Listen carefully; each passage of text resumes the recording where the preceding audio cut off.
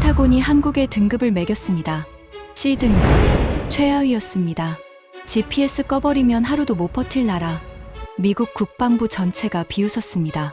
그런데 석 달 뒤 그 보고서를 쓴 사람이 직접 외쳤습니다. 당신들은 싹 다 틀렸습니다. 미국은 수십조 원을 들고 한국을 찾아갔습니다. 200번 폭발하며 만든 기술을 팔라고요. 돌아온 대답은 단 한마디였습니다. 안 팝니다. 그 순간 펜타곤이 얼어붙었습니다. 도대체 그 석 달 사이에 무슨 일이 벌어진 걸까요? 시작하기 전 구독과 좋아요, 그리고 대한민국 화이팅 댓글로 한국을 응원해주세요. 안녕하세요. 저는 로버트 해밀턴입니다. 미국 국방부 우주전략국에서 35년을 근무하고 얼마 전 부국장직에서 물러난 사람이에요. 미 우주군 창설 작업에도 참여했고 동맹국 우주 역량평가라는 걸 20년 넘게 해왔습니다. 쉽게 말하면 전 세계 나라들의 우주 기술에 점수를 매기는 일이었죠. 그날은 워싱턴에 비가 내리고 있었습니다. 펜타곤 지하 3층 보안 브리핑룸. 형광등 불빛 아래 대형 스크린에 프로젝트명이 떠올랐어요. 인도태평양 동맹국 우주 역량 등급 재평가. 방 안에는 제 평가팀 12명과 합동참모부 관계자 서너 명이 앉아 있었습니다. 제가 입을 열었어요.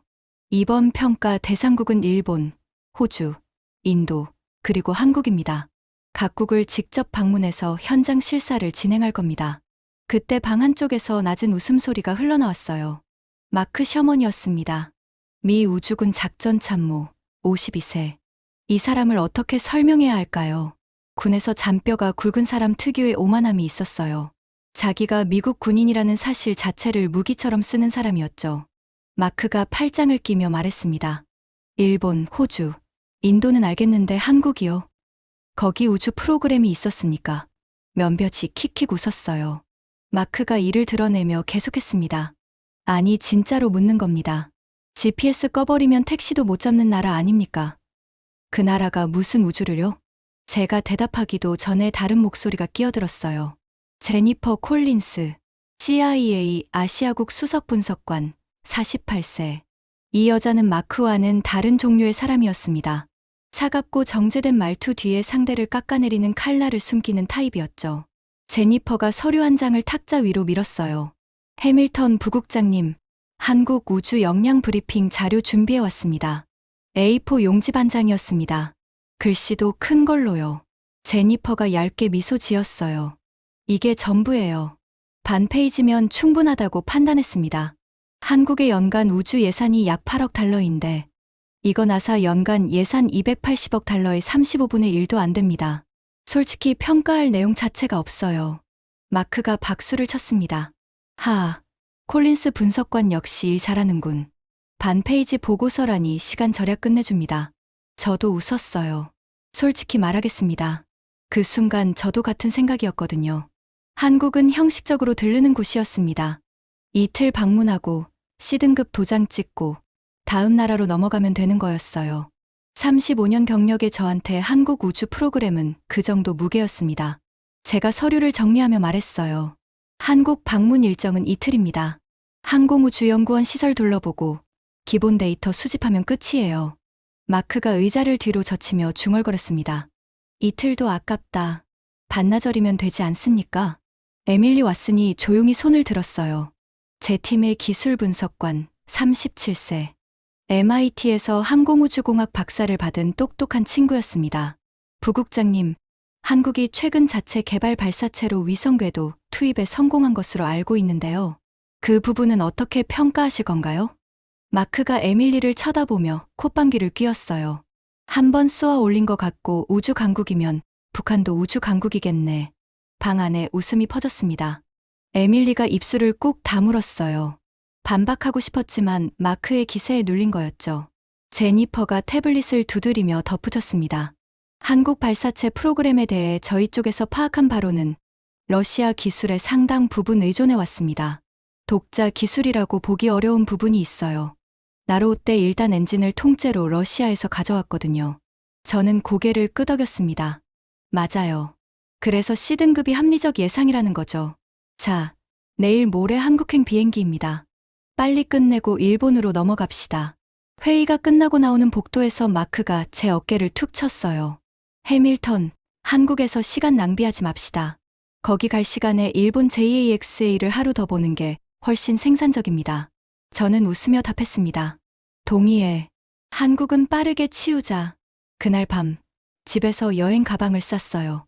한국 관련 서류는 제니퍼가 준 반 페이지짜리 하나뿐이었습니다. 일본 서류는 두꺼운 바인더 2권이었는데 말이죠. 그 차이가 제가 한국을 어떻게 보고 있었는지를 그대로 보여주는 거였어요. 창밖으로 워싱턴의 야경이 보였습니다. 이 도시에서 35년을 보내면서 전 세계 40개국 넘는 나라의 우주 프로그램을 평가해왔어요. 러시아의 바이코누르, 프랑스의 기아나 우주센터, 일본의 다네가시마까지. 그 어떤 나라를 갈 때도 이렇게 가벼운 마음으로 간 적은 없었습니다. 한국, 솔직히 기대가 제로였어요. 인천공항에 내린 건 흐린 날 오후였습니다. 평가팀 12명이 줄지어 입국장을 빠져나왔어요. 공항 자체는 깨끗하고 효율적이었습니다. 하지만 저는 그런 건 눈에 들어오지 않았어요. 머릿속에는 이미 C등급이라는 결론이 박혀 있었거든요. 마크가 공항 창밖을 보며 말했습니다. 깨끗하긴 하네. 그래봤자 공항이지. 이걸로 우주를 하겠다는 건 아니잖아. 제니퍼가 태블릿에서 눈을 떼지 않고 중얼거렸어요. 한국항공우주연구원까지 차로 약 3시간이래요. 대전이라는 도시에 있다네요. 마크가 인상을 찌푸렸습니다.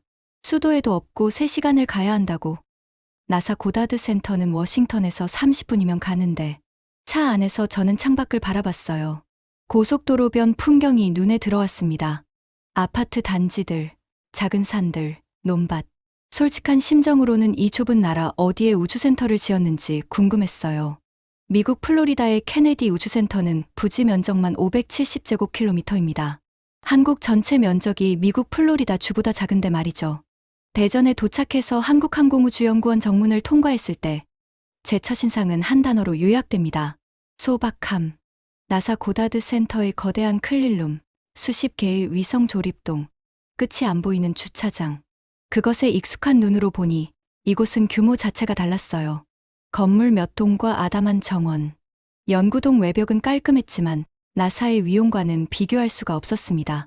마크가 차에서 내리자마자 고개를 좌우로 돌렸어요. 그러고는 피식 웃으며 제게만 들리게 말했습니다.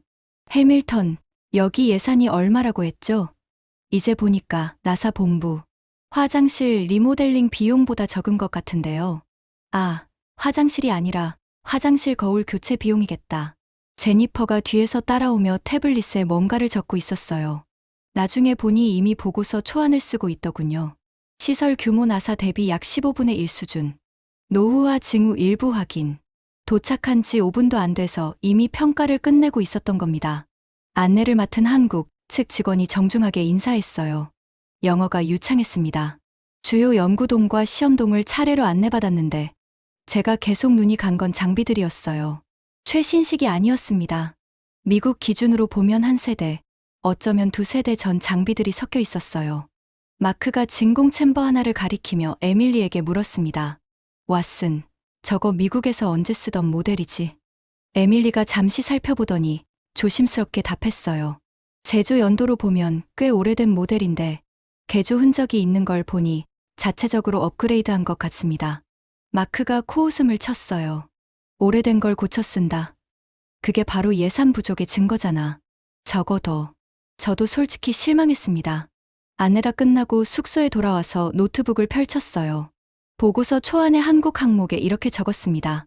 대한민국 등급시 최하위. 시설 규모 및 장비 수준. 나사 대비 현저히 부족. 독자 우주 역량 확보에는 상당한 시간이 필요할 것으로 판단됨. 예산 규모를 고려할 때 의미 있는 발전을 기대하기 어려움. 마크가 옆방에서 문을 두드렸어요. 해밀턴, 내일 일정 뭡니까? 빨리 끝내고 도쿄로 갑시다. JAXA는 볼 게 진짜 많거든요. 내일 오전에 연구진 미팅 하나 잡혀 있고 오후에 마무리하면 됩니다. 마크가 만족스러운 표정을 지었어요. 좋습니다. 반나절이면 충분하겠네. 그날 밤 호텔 침대에 누워서 천장을 바라봤습니다. 별다른 감흥이 없었어요. 40개국 넘게 다녀본 제 경험상 한국은 가장 빨리 끝날 출장이 될 거라고 확신했습니다. 내일 오전 미팅 한번 하고 C등급 확정하고 비행기 타면 끝.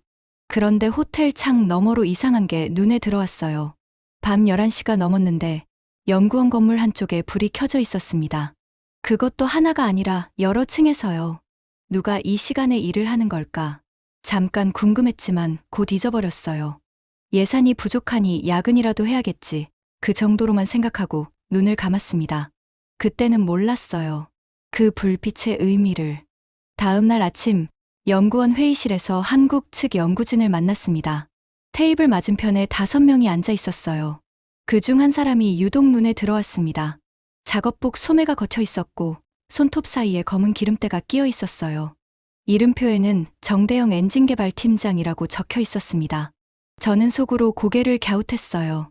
팀장급 인사가 기름때 묻은 손으로 회의에 나온다고? 나사에서는 상상할 수 없는 일이었습니다. 고위 기술자는 컴퓨터 앞에 앉아서 데이터를 보는 사람이지 직접 엔진에 손을 대는 사람이 아니거든요. 마크가 제 옆에서 속삭였어요. 저 사람 팀장 맞습니까? 정비공 같은데. 정대영이 조용한 목소리로 브리핑을 시작했습니다. 한국형 발사체 누리호의 개발 현황, 75톤급 액체 엔진의 독자 개발 과정, 발사체 시스템 통합 기술. 내용 자체는 체계적이었어요. 하지만 제 귀에는 숫자만 들어왔습니다. 예산, 인력, 일정. 전부 미국 기준으로는 터무니없이 부족했거든요. 제가 질문했어요. 정 팀장, 75톤급 엔진의 연소시험 횟수가 몇 회입니까? 정대영이 담담하게 답했습니다. 누적 연소시험은 수백 회가 넘습니다. 그중 의미 있는 폭발 사고만 200건 가까이 됩니다. 마크가 볼펜을 떨어뜨렸어요. 200번이요? 놀란 게 아니었습니다. 비웃음이었어요. 200번 폭발하고도 프로젝트가 살아있다고요? 미국이었으면 세 번째 폭발에 의회 청문회 불려갔을 겁니다. 정대영이 마크를 바라봤어요. 표정이 변하지 않았습니다. 그래서 저희가 미국이 아닌 거겠죠. 저희는 세 번째에 포기하지 않았으니까요. 순간 회의실 공기가 미세하게 달라졌습니다. 마크의 입꼬리가 살짝 경직됐어요. 하지만 금방 회복했죠. 포기 안 한 게 자랑이 되는 건지 모르겠군. 200번 실패는 200번의 세금 낭비 아닙니까? 정대영이 입을 다물었어요. 논쟁할 생각이 없다는 표정이었습니다.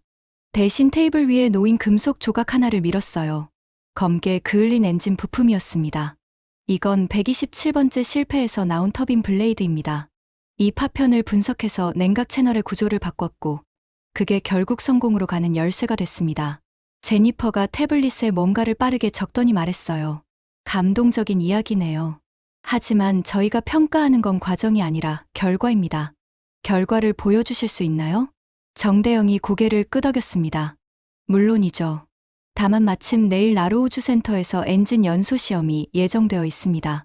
직접 보시는 게 가장 정확한 평가 아니겠습니까? 저는 일정표를 확인했어요. 원래 오늘 오후에 한국 일정을 마무리하고 내일 아침 도쿄로 출발할 계획이었습니다. 연소 시험을 보려면 최소 이틀은 더 머물러야 했어요. 마크가 즉시 반대했습니다. 연소 시험은 영상으로 봐도 되지 않습니까? 도쿄 일정이 밀립니다. 그때 제 휴대폰이 울렸어요. 펜타곤 본부에서 온보한 통신이었습니다. 내용은 간단했어요. 한국 발사체 엔진 연소 시험 데이터 현장 수집 필수, 체류 연장 승인. 본부에서 직접 지시가 내려온 겁니다. 마크의 얼굴이 구겨졌어요. 이 나라에서 이틀이나 더 썩어야 한다고요? 제니퍼도 불쾌한 표정이었습니다. 고양이 세수한다고 호랑이 되는 건 아니에요. 시간 낭비일 겁니다. 저는 팀원들에게 말했어요. 본부 지시입니다. 나로우주센터로 이동합니다. 그날 오후 대전에서 고흥까지 다시 3시간을 달렸습니다. 차 안에서 마크는 내내 불평을 늘어놓았어요. 한국에서 나흘이나 보내다니 내 경력에 이런 굴욕은 처음이야. 제니퍼는 묵묵히 태블릿만 두드리고 있었고요. 저는 차창 밖을 바라봤습니다. 남쪽으로 내려갈수록 풍경이 바뀌었어요. 도시가 사라지고 산과 바다가 번갈아 나타났습니다. 좁은 해안도로를 따라가다 보니 갑자기 철조망이 나타났어요. 보안 검문소를 통과하자 나로우주센터가 눈앞에 펼쳐졌습니다. 첫 인상은 또 한 번 소박함이었어요. 케네디 우주센터의 광활한 발사 단지에 비하면 아담했습니다. 하지만 뭔가 달랐어요. 건물들이 깔끔하게 정돈되어 있었고 사람들의 움직임에 긴장감이 흘렀습니다. 내일 연소 시험을 앞두고 있으니 당연한 거겠지만 그 분위기 자체가 미국의 대형 센터와는 다른 종류의 에너지였어요. 숙소에 짐을 풀고 저녁을 먹었습니다. 식당에서 한국 연구원 몇 명과 마주쳤어요. 그들은 식사를 후다닥 끝내고 다시 실험동으로 돌아갔습니다. 시계를 봤더니 밤 9시가 넘어 있었어요.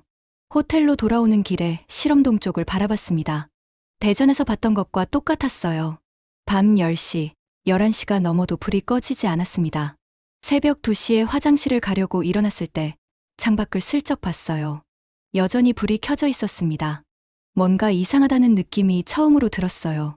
미국에서는 야근 수당 때문에 예산이 바닥나거든요. 연구원들이 자발적으로 새벽 2시까지 남아있다는 건 돈 때문이 아니라는 뜻이었습니다. 그러면 대체 뭐 때문에? 하지만 그 의문은 오래가지 않았어요. 피곤함에 다시 잠이 들었거든요. 내일 연소 시험 보고 데이터 수집하고 C등급 확정하고 한국을 떠나면 그만이었습니다.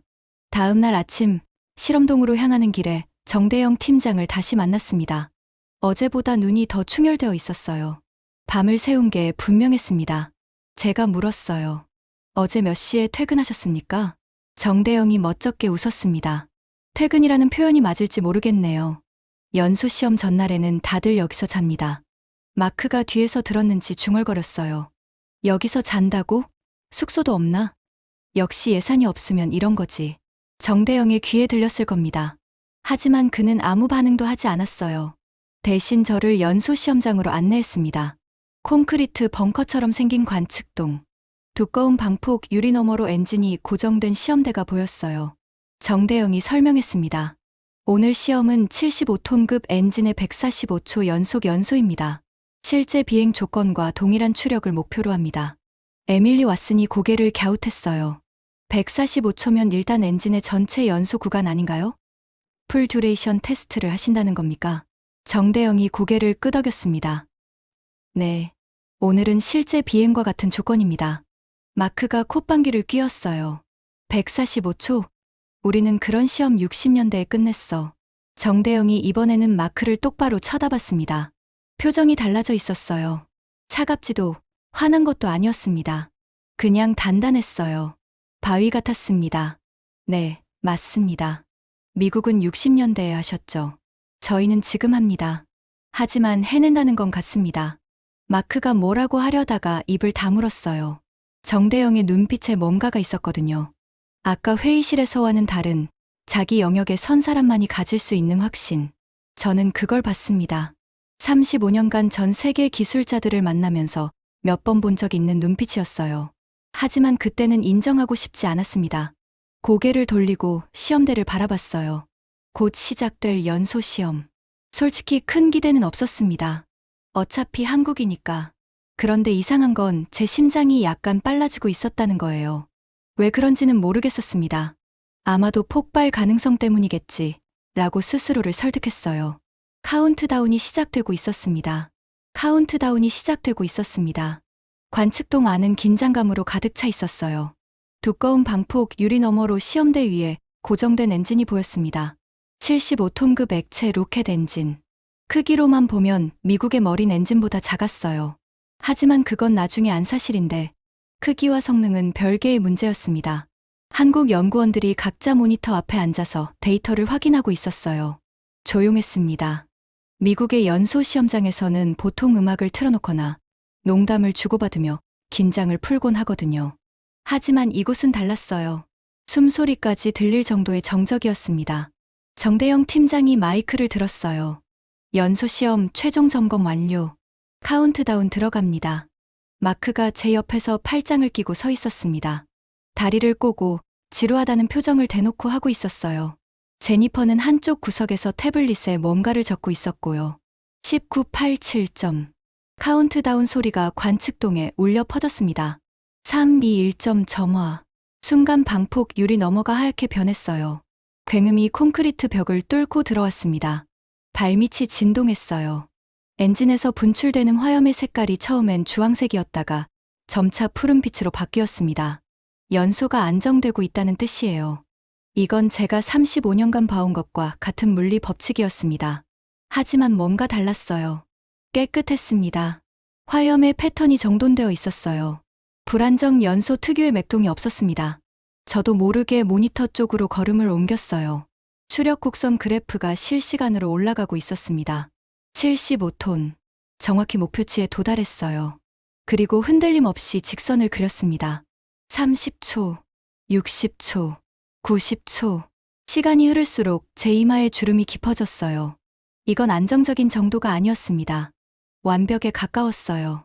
120초, 130초, 140초, 145초. 연소 정상 종료. 엔진이 멈추자 관측동이 환호로 가득 찼습니다. 한국 연구원들이 서로 악수하고 등을 두드리고 누군가는 주먹을 불끈 쥐고 있었어요. 하지만 난리법석은 아니었습니다. 절제된 기쁨이었어요.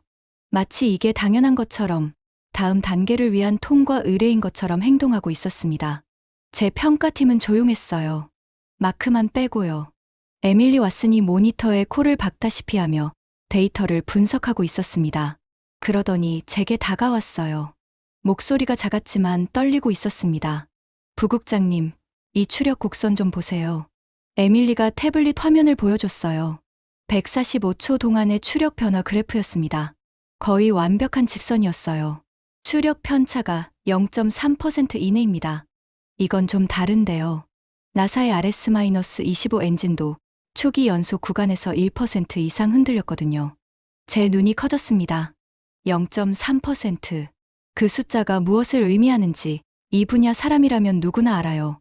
엔진의 제어 기술이 극도로 정밀하다는 뜻이었습니다. 마크가 다가왔어요. 뭐가 그렇게 대단합니까? 145초 연소. 우리는 그거 60년대에 했다니까. 하지만 목소리에 아까 같은 여유가 없었습니다. 에밀리가 마크를 쳐다봤어요. 이번엔 물러서지 않았습니다. 셔먼 참모님, 미국이 60년대에 한 건 맞습니다. 하지만 그때 미국의 우주 예산은 GDP의 4.4%였어요. 한국은 GDP의 0.04%로 이걸 해낸 겁니다. 110배 차이입니다. 마크가 입을 열었다가 다물었어요. 에밀리를 노려보더니 돌아서 나갔습니다. 제니퍼가 조용히 다가왔어요. 인상적이긴 하지만 한 번의 시험 성공으로 등급을 바꿀 수는 없습니다. 재현성이 확인되어야죠. 저는 고개를 끄덕였습니다. 제니퍼 말이 맞았어요. 하지만 제 머릿속에는 처음으로 물음표가 떠오르고 있었습니다. 0.3%. 그 숫자가 자꾸 맴돌았어요. 그날 밤 숙소에서 보고서 초안을 열었습니다. 대한민국 등급시. 시 옆에 커서가 깜박이고 있었어요. 지울까 말까. 손가락이 키보드 위에서 멈췄습니다. 결국 아무것도 고치지 않았어요. 하지만 그 전날 밤과는 달랐습니다. 확신이 흔들리고 있었거든요. 다음날 아침 정대영 팀장이 저를 의외의 장소로 안내했습니다. 실패 기록 보관실이라고 불리는 방이었어요. 문을 열자 차가운 금속 냄새가 코를 찔렀습니다. 양쪽 벽면 전체가 선반으로 채워져 있었어요. 선반 위에는 검게 그을리고 뒤틀리고 녹아내린 금속 파편들이 번호표와 함께 진열되어 있었습니다. 001번부터 시작해서 끝이 보이지 않았어요. 정대영이 말했습니다.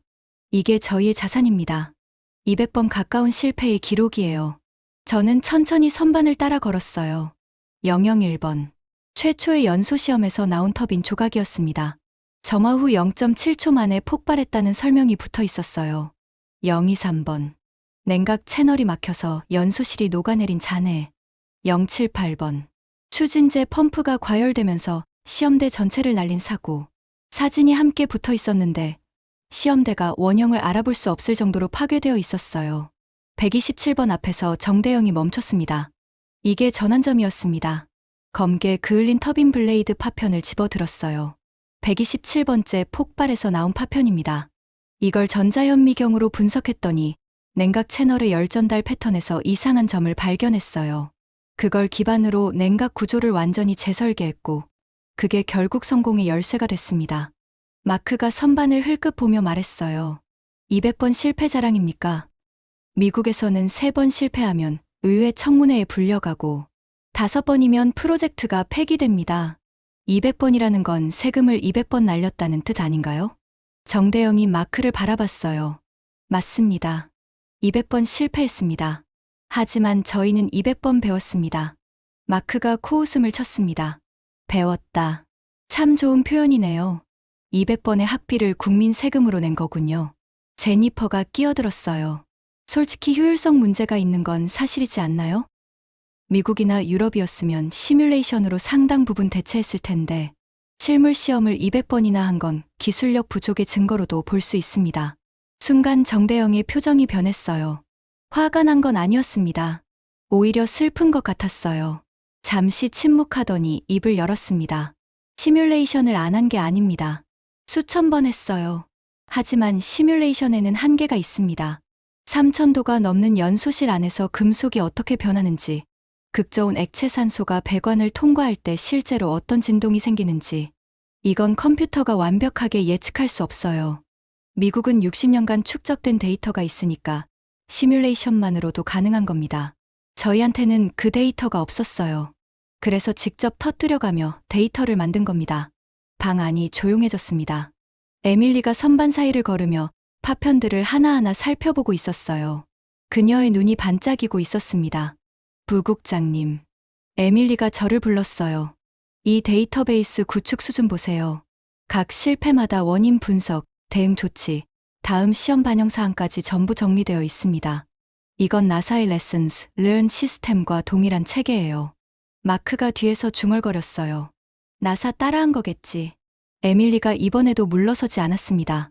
따라한 게 아니라 독자적으로 구축한 겁니다. 나사 시스템은 기밀이에요.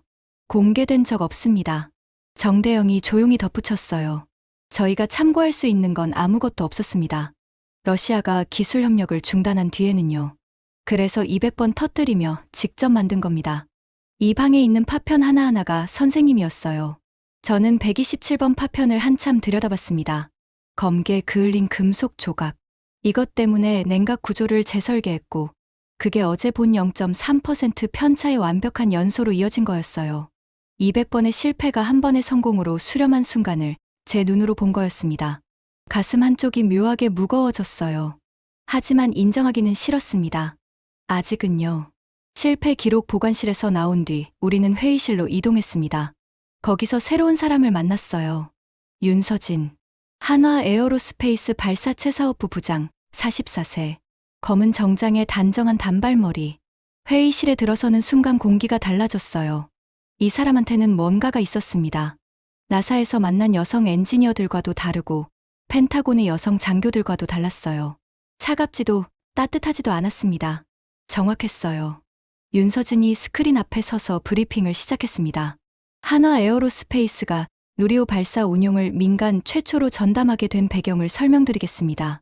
프레젠테이션 첫 슬라이드에 숫자 2개가 떴어요. 나사 연간 예산 280억 달러. 한국 우주 개발 예산 8억 달러. 마크가 피식 웃었어요. 아, 또 예산 이야기. 적은 예산으로도 이렇게 잘했다. 그 이야기 아닙니까? 윤서진이 마크를 똑바로 쳐다봤습니다. 표정이 변하지 않았어요. 아닙니다. 반대 이야기를 하려는 겁니다. 다음 슬라이드. 비용 효율 비교표가 나타났어요. 누리호 1기 발사 비용이 약 2천억 원입니다. 미국 SLS 1회 발사 비용이 약 40억 달러, 원화로 5조 원이 넘습니다. 저희가 25분의 1 비용으로 동급 페이로드를 궤도에 올리고 있습니다. 마크의 웃음이 멈췄어요. 윤서진이 계속했습니다. 예산이 적으니까 더 창의적이 될 수밖에 없었습니다. 미국처럼 돈으로 해결하는 건 저희 옵션에 없었어요. 그래서 발상을 바꿨습니다. 하나의 엔진을 클러스터링해서 다양한 추력을 구현하는 방식으로요. 75톤 엔진 4개를 묶어서 300톤 추력을 만들었습니다. 새 엔진을 개발하는 대신 있는 걸 조합한 거예요. 에밀리가 손을 들었어요. 그 클러스터링 기술은 상당히 난도가 높은 걸로 알고 있는데요.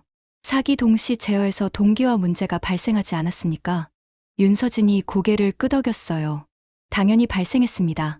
그래서 200번 가까이 터진 거예요. 가볍게 웃었습니다. 하지만 해결했습니다. 사기 엔진의 추력 편차를 0.5% 이내로 맞추는 제어 알고리즘을 자체 개발했어요. 제 등에 식은땀이 흘렀습니다. 0.5% 이내 동기화. 스페이스X 팔컨 929기 엔진을 클러스터링할 때도 초기에는 이보다 큰 편차에 시달렸거든요. 마크가 목소리를 높였어요. 잠깐. 클러스터링이야 스페이스X도 하고 있고 러시아도 했었잖아. 뭐가 그렇게 대단하다는 거야? 윤서진이 마크를 바라봤습니다. 스페이스X는 팔컨 9 개발에 약 4억 달러를 쓰셨죠. 저희는 누리호 전체 개발에 약 2조 원, 달러로 하면 15억 달러 정도를 썼습니다. 발사체 전체 개발비가 스페이스X 한 기종 개발비의 4배도 안 됩니다. 이 예산으로 엔진부터 제어 시스템, 발사대까지 전부 만들었어요. 대단하다는 게 아니라 필사적이었다는 겁니다. 제니퍼가 끼어들었어요. 목소리가 평소보다 날카로웠습니다. 필사적이라는 표현은 좋지만 솔직히 말씀드릴게요. 돈이 없어서 창의적이라는 건 좋게 포장한 거지. 실질적으로는 기반 기술이 부족하다는 의미 아닌가요? 회의실 공기가 차가워졌어요. 한국 측 직원 몇 명의 표정이 굳어졌습니다. 하지만 윤서진은 미동도 하지 않았어요. 콜린스 분석관님, 질문 하나 드려도 될까요? 제니퍼가 고개를 끄덕였어요.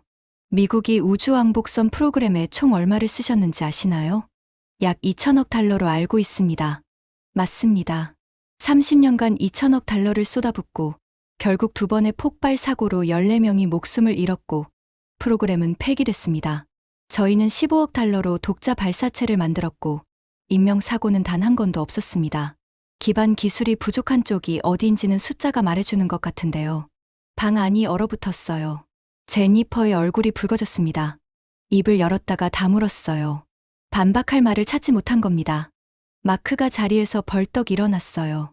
우주 왕복선과 비교하는 건 공정하지 않습니다.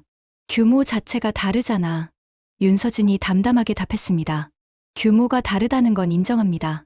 하지만 효율의 문제를 이야기하고 있는 거예요. 변명이 아니라 결과로 증명하겠습니다. 보시면 아실 겁니다. 마크가 뭔가 더 말하려다가 제 시선과 마주쳤어요. 제가 고개를 미세하게 저었습니다.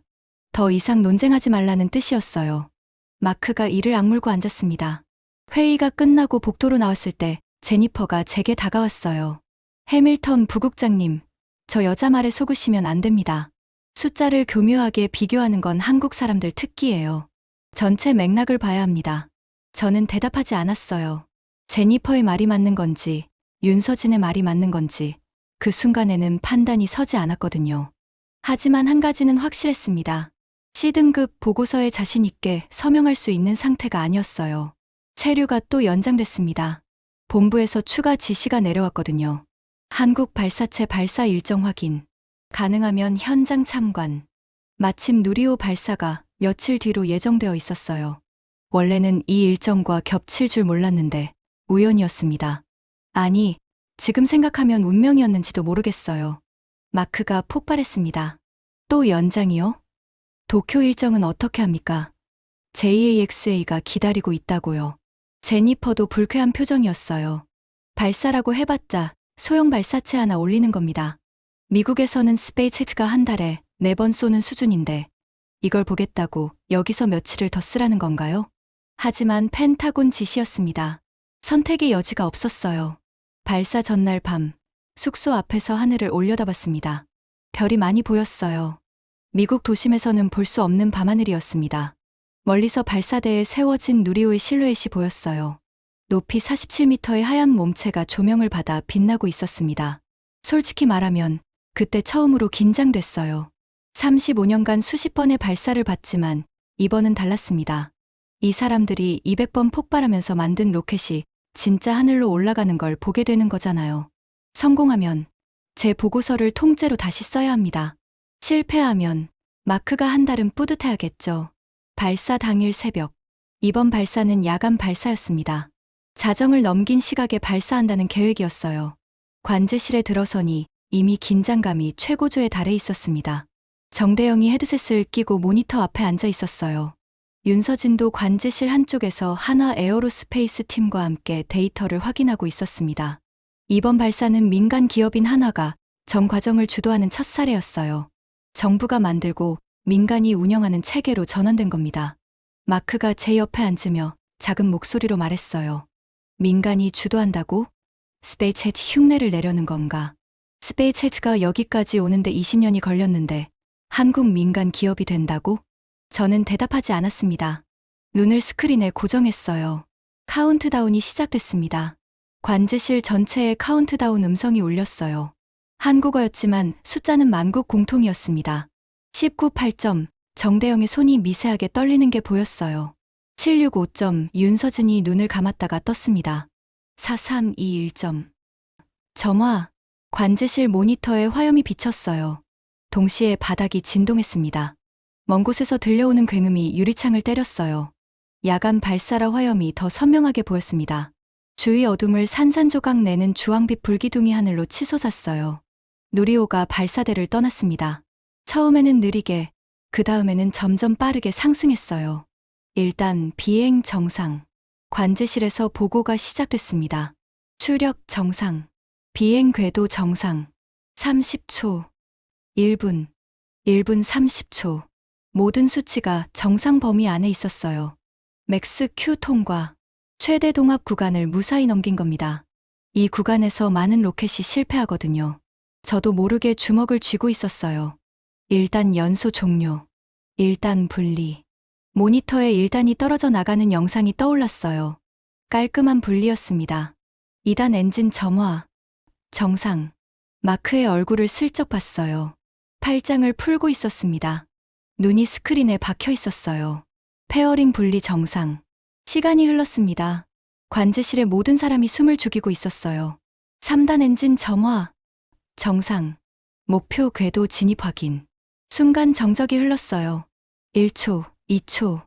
그리고 관제실이 폭발했습니다. 환호성, 박수, 누군가는 소리를 질렀어요. 정대영이 헤드셋을 벗고 두 손으로 얼굴을 감쌌습니다. 어깨가 떨리고 있었어요. 울고 있는 거였습니다. 윤서진은 한화 팀원들과 포옹하고 있었어요. 그녀의 눈가도 젖어 있었지만 웃고 있었습니다. 저도 모르게 자리에서 일어나 박수를 치고 있었어요. 왜 그랬는지 모르겠습니다. 제가 평가하러 온 사람인데 중립을 지켜야 하는데 몸이 먼저 반응한 거였어요. 마크를 봤습니다. 자리에 앉은 채로 미동도 없었어요. 입술을 꽉 깨물고 있었습니다. 박수도 치지 않았어요. 하지만 그의 눈빛이 달라져 있었습니다. 비웃음이 사라져 있었어요. 그 자리를 뭔가 다른 감정이 채우고 있었습니다. 제니퍼가 태블릿을 내려놓고 멍하니 스크린을 바라보고 있었어요. 아까까지 빠르게 뭔가를 적고 있던 손이 멈춰 있었습니다. 그때 추가 보고가 들어왔어요. 큐브 위성 12기 순차 분리 시작. 1번 정상, 2번 정상, 하나씩 분리 확인이 들어왔습니다. 12기 전원 정상 분리. 에밀리가 제게 다가왔어요. 목소리가 떨리고 있었습니다.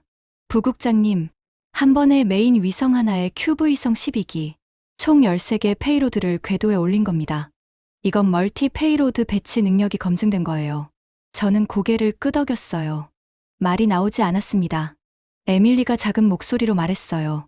이건 C등급이 아닙니다, 부국장님. 저는 대답하지 못했습니다. 관제실에서 나오는 길에 마크와 나란히 걸었어요. 한동안 아무 말이 없었습니다. 바깥은 여전히 어두웠지만 누리호가 지나간 자리에 희미한 연기 자국이 밤하늘에 남아 있었어요. 마크가 먼저 입을 열었습니다. 목소리가 평소와 달랐어요. 약간 갈라져 있었습니다. 한 번 성공한 건 운이 될 수 있어.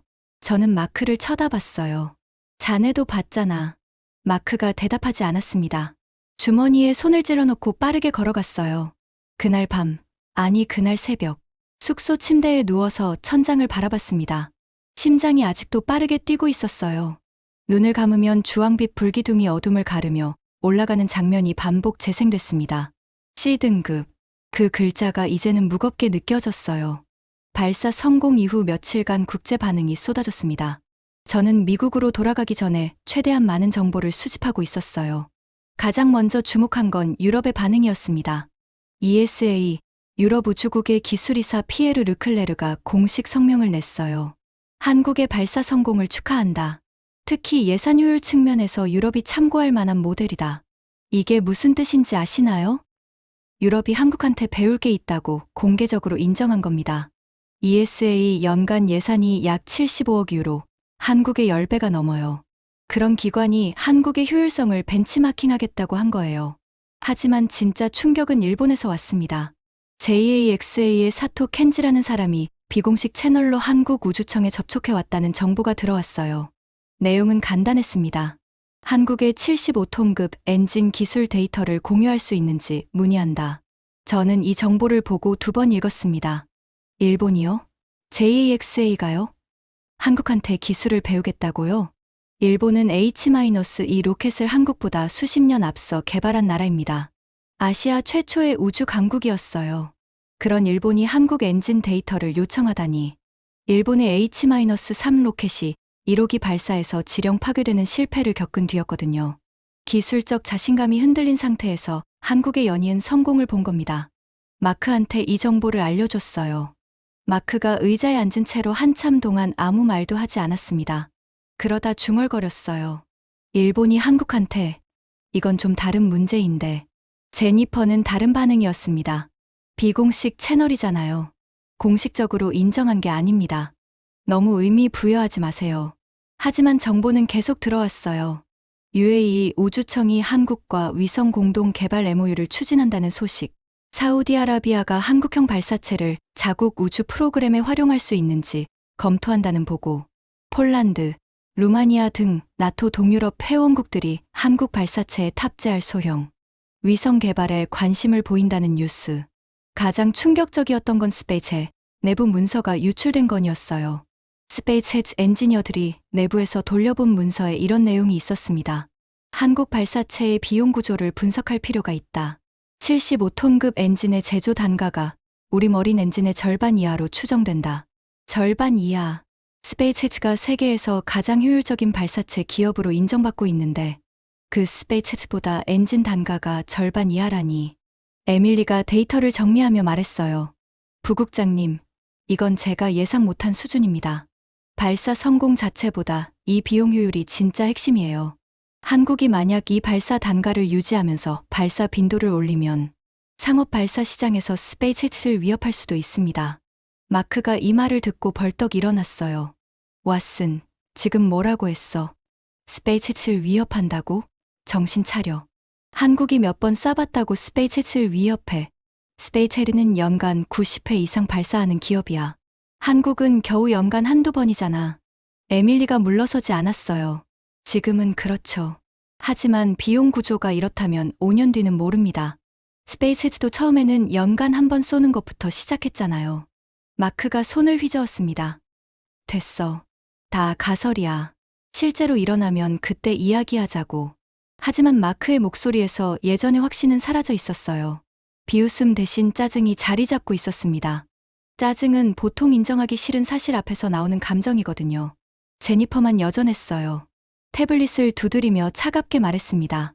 해밀턴 부국장님, 국제 반응이야 외교적 수사가 섞여 있는 겁니다. ESA가 한국을 칭찬한 건 자기들 예산 삭감 위기에 대한 엄포일 수 있어요. JAXA가 접촉한 건 정보 수집 목적이고요. 너무 순진하게 받아들이시면 곤란합니다. 저는 제니퍼를 바라봤어요. 이 사람은 똑똑한 사람이었습니다. 분석력도 뛰어났어요. 하지만 지금 하고 있는 건 분석이 아니라 방어였습니다. 자기가 쓴 반 페이지짜리 보고서가 틀렸다는 걸 인정하고 싶지 않은 거였어요. 저도 마찬가지였습니다. C등급이라고 써놓은 제 보고서가 자꾸 눈앞에 어른거렸어요. 하지만 데이터는 거짓말을 하지 않습니다. 0.3% 추력 편차, 200번의 실패에서 구축한 데이터베이스, 25분의 1 비용의 발사 효율, 13개 페이로드 동시 궤도 투입, 민간 주도 전환, ESA의 인정, 일본의 기술 문의, 스페이스X의 내부 분석, 이 모든 게 C등급 국가에서 벌어지고 있는 일이었습니다. 한국을 떠나기 전날 밤, 정대영 팀장과 마지막으로 이야기를 나눴어요. 나로우주센터 옥상에서였습니다. 바람이 차가웠어요. 멀리 바다가 어둠 속에서 출렁이고 있었습니다. 제가 물었어요. 정 팀장, 왜 포기하지 않았습니까? 200번이나 실패했으면 누구라도 포기할 만했는데. 정대영이 한참 동안 바다를 바라봤어요. 그러다 입을 열었습니다. 해밀턴 부국장님, 한국은 70년 전에 전쟁으로 모든 것이 파괴된 나라입니다. 도로도, 건물도, 공장도 아무것도 없었어요. 그때 사람들이 포기했으면 지금의 한국은 없습니다. 저희는 그 사람들한테 빚을 지고 있어요. 포기할 권리가 없습니다. 바람이 불었어요. 차가운 바닷바람이 볼을 스쳤습니다. 정대영이 계속했어요. 그리고 하나 더. 미국이 60년대에 달에 갔을 때 전 세계 모든 나라가 불가능하다고 했습니다. 하지만 미국은 해냈죠. 저희도 똑같은 겁니다. 다른 사람들이 불가능하다고 할 때 해내는 것. 그게 이 일을 하는 이유입니다. 저는 아무 말도 하지 못했어요. 가슴이 꽉 막힌 것 같았습니다. 35년간 다른 나라의 우주 프로그램에 점수를 매겨왔는데 이렇게 점수를 매길 수 없는 순간이 처음이었거든요. 숙소로 돌아가는 길에 노트북을 열었어요. C등급이라고 적힌 보고서를 한참 들여다봤습니다. 커서가 C 위에서 깜박이고 있었어요. 이번에는 C를 지웠습니다. 그리고 아무것도 적지 않았어요. 아직은 무슨 등급을 써야 할지 모르겠었거든요. 하지만 한 가지는 확실했습니다. C는 아니었어요. 절대로. 워싱턴에 돌아온 건 비가 내리는 월요일이었습니다. 펜타곤 건물이 회색 하늘 아래 묵직하게 서 있었어요. 한국에서 보낸 시간이 꿈처럼 느껴졌습니다. 하지만 제 노트북에 저장된 데이터들은 현실이었어요. 최종 보고 발표가 잡혀 있었습니다. 펜타곤 지하 3층 대형 브리핑룸. 이번에는 규모가 달랐어요. 국방부 차관, 우주군 사령관, CIA 부국장, 나토 연락장교, 합동참모부 관계자들까지 30명이 넘는 사람들이 자리에 앉아 있었습니다. 한국 출장 결과에 대한 관심이 예상보다 훨씬 컸어요. 누리호 발사 성공이 뉴스를 탔기 때문이었죠. 마크 셔먼이 먼저 발표대에 섰습니다. 양복을 빳빳하게 다려입고 있었어요. 한국에서 돌아온 뒤 마크는 이상하게 조용해져 있었는데 오늘은 다시 자신감을 회복한 표정이었습니다. 워싱턴에 돌아오니 다시 미국의 힘이 느껴졌나 봐요. 마크가 레이저 포인터를 들었어요. 인도태평양 동맹국 우주역량 등급 평가, 한국 항목입니다. 스크린에 한국 국기와 함께 커다란 글씨가 떠올랐습니다. 등급 C, 유지 권고. 마크가 당당하게 설명을 시작했어요. 한국의 발사체 프로그램은 인상적인 진전을 보였지만 전반적인 우주 역량은 여전히 제한적입니다. 발사 실적이 소수에 불과하고 인프라 규모가 선진국 대비 현저히 부족합니다. 1회 발사 성공으로 등급을 조정하는 것은 시기상조입니다. C등급 유지를 권고합니다. 몇몇이 고개를 끄덕였어요. 합리적으로 들렸거든요. 겉으로는요. 제니퍼 콜린스가 마크를 이어받았습니다. CIA 분석 결과도 동일합니다. 한국의 우주 프로그램은 정부 주도 단계에서 민간 전환 초기에 머물러 있습니다. 독자적 우주 역량으로 평가하기에는 데이터가 부족합니다. 제니퍼가 자리로 돌아가며 제 쪽을 봤어요. 눈빛이 말하고 있었습니다. 당신도 여기에 동의하시죠? 제 차례가 왔습니다. 자리에서 일어나 발표대로 걸어갔어요. 손에는 USB 하나가 들려 있었습니다. 한국에서 가져온 데이터가 담긴 거였어요. 30명의 시선이 저를 향했습니다. 심장이 빠르게 뛰었어요. 35년 펜타곤 경력에서 이렇게 긴장된 적은 별로 없었습니다. 저는 다른 결론을 가져왔습니다. 방 안의 공기가 변했어요. 마크가 눈을 치켜떴습니다. 제니퍼의 손이 멈췄어요. USB를 꽂고 스크린을 바꿨습니다. 첫 슬라이드. 한국 등급 S. 상향 권고. 웅성거림이 방을 채웠어요. 마크가 의자에서 몸을 앞으로 기울였습니다. 눈이 커져 있었어요. 저는 데이터를 하나씩 보여줬습니다. 75톤급 액체 엔진 연소 시험 결과입니다. 145초 풀 듀레이션에서 추력 편차 0.3% 이내. 참고로 이 수치는 나사의 RS-25 초기 연소 시험보다 안정적입니다. 다음 슬라이드. 200번 가까운 실패 기록에서 구축한 자체 데이터베이스입니다. 나사의 레슨스 learn 시스템에 필적하는 수준이며 이것은 독자적으로 구축된 것입니다. 다음. 비용 효율 비교. 누리호 1회 발사 비용 약 2천억 원. 미국 SLS 1회 발사 비용 약 5조 원 이상. 동급 페이로드 기준으로 25분의 1 비용입니다. 다음. 민간 전환 속도. 한화 에어로스페이스가 발사체 전 과정을 주도한 첫 사례. 미국의 스페이스제트 모델을 아시아에서 가장 빠르게 구현한 케이스입니다. 다음. 국제 반응. ESA가 한국의 비용 효율을 벤치마킹 대상으로 공식 언급. JAXA가 비공식적으로 기술 데이터 공유를 요청. UAE, 사우디 등 중동 우주 신흥국들이 한국과 협력을 추진 중. 다음. 스페이스제트 내부에서 한국 발사체의 비용 구조를 분석 중이라는 정보가 있습니다. 한국 엔진의 제조 단가가 스페이스제트, 머린 엔진의 절반 이하로 추정된다는 내용입니다. 방이 조용해졌어요. 마크가 손을 번쩍 들었습니다. 얼굴이 붉어져 있었어요. 해밀턴 부국장. 잠깐만요. 35년 경력의 부국장이 고작 며칠 출장 다녀와서 C등급을 S등급으로 올리자고요? 한 번 성공한 걸로요? 저는 마크를 바라봤습니다. 한 번이 아닙니다. 셔먼 참모. 누리호는 이미 연속 발사 성공 기록을 갖고 있습니다. 그리고 이번 야간 발사에서 13개 페이로드를 동시에 궤도에 올렸어요. 이건 한 번 성공한 것이 아닙니다. 마크가 자리에서 벌떡 일어났어요. 그래도 S등급은 말이 안 됩니다. S등급은 미국, 러시아, 중국에만 부여된 등급이에요. 동맹국 가운데 S를 받은 나라는 하나도 없습니다. 저도 목소리를 높였어요. 그래서 한국이 최초가 되어야 한다는 겁니다. 웅성거림이 다시 퍼졌어요. 우주군 사령관이 손을 올렸습니다. 방이 즉시 조용해졌어요. 해밀턴 부국장, 근거를 좀 더 들어보겠습니다. 저는 고개를 끄덕이고 마지막 슬라이드를 띄웠어요. 화면에 두 장의 사진이 나란히 나타났습니다. 왼쪽은 한국연구원의 실패 기록 보관실. 200개의 파편이 선반에 진열된 사진이었어요. 오른쪽은 누리호가 야간 발사되는 순간. 어둠을 가르는 주황빛 불기둥. 셔먼 참모가 한국에 도착했을 때 이렇게 말했습니다. 여기 예산이 나사 화장실 리모델링 비용보다 적다고요. 마크의 얼굴이 굳었어요. 맞습니다. 적었어요. 하지만 그 적은 예산으로 이 사람들은 200번 폭발하면서 직접 데이터를 만들었습니다. 미국이 60년간 축적한 데이터를 이 사람들은 200번의 실패로 처음부터 쌓아 올린 겁니다. 제니퍼를 봤어요. 콜린스 분석관이 한국 보고서를 A4 반장으로 정리해 왔었죠. 반 페이지면 충분하다고. 제니퍼의 손이 테이블 아래로 내려갔습니다. 그 반 페이지로는 이 나라를 설명할 수 없습니다. 셔먼 참모가 GPS 꺼버리면 끝이라고 했죠. 이 나라는 이제 자기 위성을 자기 로켓으로 올립니다. 자기 눈으로 우주를 봅니다. 더 이상 미국의 GPS에 목숨을 맡기지 않아도 되는 나라가 된 겁니다. 방 안이 완전히 정적에 빠졌어요. 숨소리만 들렸습니다. 저는 마크를 똑바로 쳐다봤어요. 당신들은 싹 다 틀렸습니다. 저도 포함해서요. 마크가 입을 열었어요. 뭔가 말하려 했습니다. 하지만 소리가 나오지 않았어요. 입을 다물고 다시 열고 다시 다물었습니다. 처음 보는 모습이었어요.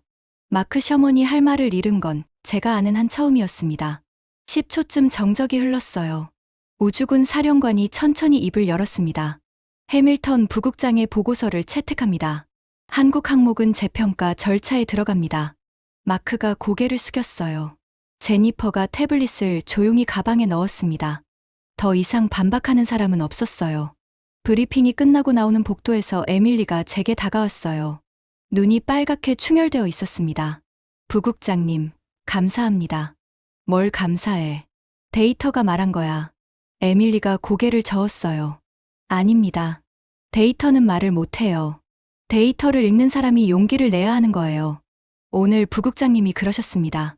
저는 웃지 못했어요. 용기라기보다는 거짓말을 할 수 없었던 거였습니다. 200번 폭발한 파편을 직접 봤으니까요. 어둠을 가르는 불꽃을 직접 봤으니까요. 그걸 보고도 C등급이라고 쓸 수 있는 사람은 사람이 아니에요. 보고서 채택 후 일주일 뒤 펜타곤에서 한국에 공식 제안서를 발송했습니다. 한미 공동우주 프로그램 제안이었어요. 내용을 요약하면 이랬습니다.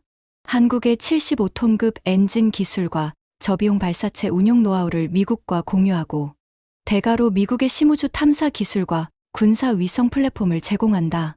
규모는 수십조 원 이상. 펜타곤 역사상 동맹국에 보낸 우주 분야 제안서 중 최대 규모였습니다. 마크 셔먼도 제니퍼 콜린스도 이제는 반대하지 않았어요. 오히려 마크가 조용히 제게 와서 말했습니다. 해밀턴, 이 딜이 성사되면 미국한테도 좋은 겁니다. 한국 엔진 단가가 진짜 절반이면 우리 군사 위성 발사 비용이 확 줄어요. 저는 고개를 끄덕였어요. 마크가 한국을 인정한 건 아니었습니다. 실리를 계산한 거였어요. 하지만 그것만으로도 충분했습니다. 3개월 전에 GPS 꺼버리면 끝이라고 비웃던 사람이 이제 한국 기술이 미국한테 이익이 된다고 말하고 있으니까요. 일주일 뒤 화상회의가 잡혔습니다. 한국 측 대표가 펜타곤의 제안에 대해 공식 답변하는 자리였어요. 펜타곤 브리핑룸에 다시 30명이 모였습니다. 스크린에 한국 측 회의실이 떠올랐어요. 가운데 윤서진이 앉아 있었습니다. 검은 정장, 단정한 단발머리. 처음 만났을 때와 같은 모습이었어요. 국방부 차관이 먼저 말했습니다. 한국 측의 답변을 기대하고 있습니다. 양국에 모두 이익이 되는 제안이라고 확신합니다. 윤서진이 미소를 지었어요. 하지만 차가운 미소는 아니었습니다. 단단한 미소였어요. 제안에 깊이 감사드립니다. 미국과의 우주협력은 한국에도 큰 의미가 있습니다. 방 안에 안도의 기운이 감돌았어요. 다들 수락할 거라고 생각한 거였죠. 하지만 그 한 단어에 방안이 얼었습니다. 저희 기술은 저희가 직접 발전시키겠습니다. 정적이 내려앉았어요. 윤서진이 계속했습니다. 이 기술은 200번 폭발해서 만든 기술입니다. 수백 명의 연구원이 밤을 새워가며 파편을 줍고 분석하고 다시 조립해서 만든 기술이에요. 이건 도면이나 데이터로 전달할 수 있는 게 아닙니다. 팔 수 있는 것이 아닙니다. 마크가 옆에서 숨을 들이켰어요. 윤서진의 눈이 카메라를 똑바로 응시했습니다. 안 팝니다. 3초간 완벽한 침묵이 흘렀어요. 펜타곤 브리핑룸에서 30명이 넘는 사람이 동시에 할 말을 잃는 광경은 처음 봤습니다. 국방부 차관이 마른 침을 삼켰어요. 윤 부장, 조건을 조정할 수 있습니다. 규모를 더 키울 수도 있고. 윤서진이 고개를 저었어요. 금액의 문제가 아닙니다. 이건 자존심의 문제입니다. 70년 전 아무것도 없던 나라가 스스로 만든 기술이에요. 이걸 파는 순간 저희는 다시 누군가에게 의존하는 나라가 됩니다. 저희는 그걸 원하지 않습니다. 화상이 끊어졌어요. 스크린이 까맣게 변했습니다. 브리핑룸이 웅성거리기 시작했어요. 당혹감, 분노, 그리고 뭔가 다른 감정이 뒤섞여 있었습니다. 마크 셔먼이 한참 동안 꺼진 스크린을 바라보고 있었어요. 그러더니 조용히 중얼거렸습니다. 저 나라, 보통이 아닙니다. 제가 마크를 봤어요. 마크의 눈빛이 완전히 달라져 있었습니다. 비웃음도, 짜증도, 오만함도 없었어요. 경외심이었습니다. 제니퍼 콜린스도 가만히 앉아 있었어요. 태블릿은 가방에 넣은 채로요. 반 페이지짜리 보고서를 쓴 그 손이 무릎 위에 가지런히 놓여 있었습니다. 입술이 미세하게 떨리고 있었어요. 에밀리가 제 옆에서 작은 목소리로 말했어요. 이게 진짜 우주 강국이네요. 저는 고개를 끄덕였습니다. 말이 나오지 않았어요. 그날 저녁 집에 돌아와서 서재에 앉았습니다. 서랍을 열어 한국 출장 전에 작성했던 최초의 보고서 초안을 꺼냈어요. 대한민국 등급시, 독자 우주 역량 사실상 전무. 그 종이를 한참 들여다봤습니다. 3개월 전에 한국을 반 페이지로 정리할 수 있다고 생각했던 그때의 한국 예산이 나사 화장실 비용보다 적다는 농담에 함께 웃었던 그 사람과 지금의 저는 같은 사람인데 완전히 다른 사람이었어요. 창밖으로 워싱턴의 밤하늘이 보였습니다. 도심의 불빛 때문에 별은 거의 보이지 않았어요. 하지만 그 하늘 어딘가에 한국이 쏘아 올린 위성들이 돌고 있다는 걸 알고 있었습니다. 200번 폭발한 파편 위에 세운 기적이요. 그 C등급 보고서를 지금도 서랍에 갖고 있습니다. 버리지 않았어요. 가끔 꺼내서 봅니다. 볼 때마다 생각해요. 불가능을 가능으로 만드는 건 예산이 아닙니다. 포기하지 않는 사람들입니다. 그리고 한 가지 더. 진짜 강한 나라는 기술을 파는 나라가 아니라 기술을 지키는 나라라는 것을요. 어둠을 가르며 솟아오른 그 주황빛 불꽃. 그건 기술이 아니었습니다. 의지가 만든 빛이었어요. 안 팝니다. 그 한마디가 이 시대의 가장 강한 선언이었습니다. 지금까지 펜타곤 부국장 로버트 해밀턴이 한국에서 경험한 충격적인 이야기였습니다. 200번의 폭발을 견뎌낸 대한민국의 이야기가 더 많은 분들께 전해질 수 있도록 이 영상을 널리 공유해 주세요. 포기하지 않는 나라의 이야기는 계속됩니다. 구독과 좋아요도 부탁드립니다. 지금까지 터칭 스토리였습니다. 감사합니다.